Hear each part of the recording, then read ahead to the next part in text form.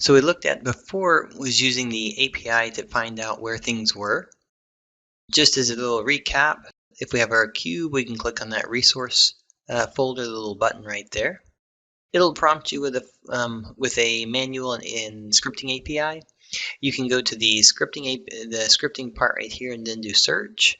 And we've done this before, but if we do our search for our translate, so when I'm looking for a word, I'm going to look for something that's familiar. So if I'm looking for this and I'm trying to figure out how do I change my position, well, the head part, the rollout label is transform, and then I'm wanting to move the position. When you start looking at it from that perspective, that's where it's going to come in as helpful, is that you're going to say, well, I'm going to look at transform. And then I'm going to scroll down and realize that there are a lot of things that have transform on them. Well, how do I find the one that's actually the thing I'm looking for? Usually it's going to come near the top. Your basic stuff is always going to be up at the top. This is the main one. It's transform position rotation scale of an object, which is exactly what we're looking for because that's what the label is on the rollout. When you click on it, it's going to go to a spot, which is, if I'm going to scroll up here so you can see it, at the very top, you have the classes. So the classes is what we're pulling it from, and it's all pulling from the Unity engine. So inside Unity engine, inside of classes, we go all the way down to transform, and then we have all of the options available for transform. So the properties available to transform, if you have an object that has it has children, so for instance, this object, if we were to have a hierarchy, parent-child relationship right there, we could use this and say child count, and it would say there's one child linked inside of it.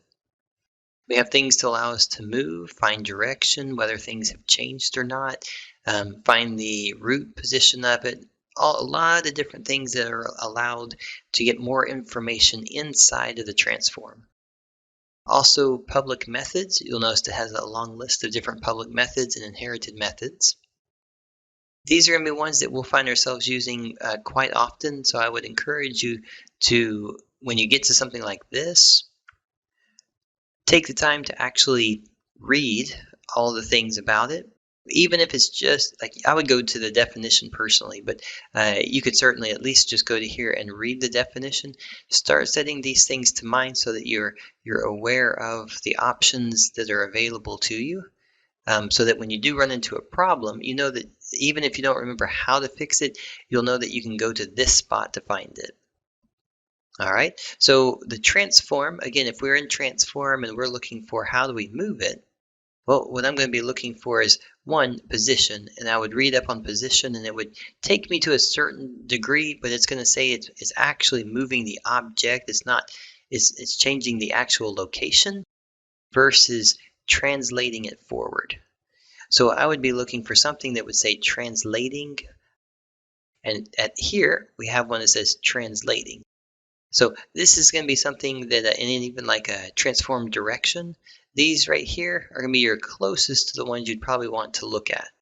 I would click on translate, read up the information, make sure that this sounds correct, even copy paste the method and test it out to see if it's closer to what I'm looking for. So this would be a direction to go. This is probably the clearest method I would choose. Other ideas is, to go online to do searches for things and get examples from other people. But when you get examples from other people, you're just kind of piggybacking off of their knowledge, getting the answer versus learning how they got the answer. When you go into the documentation, you go into the scripting, and you do it for yourself, you're going to start building those sets of answers and processes that are going to help you out and further your skill in the long run. All right, so what we're going to do with that one, again, this is just to look at how does this all work.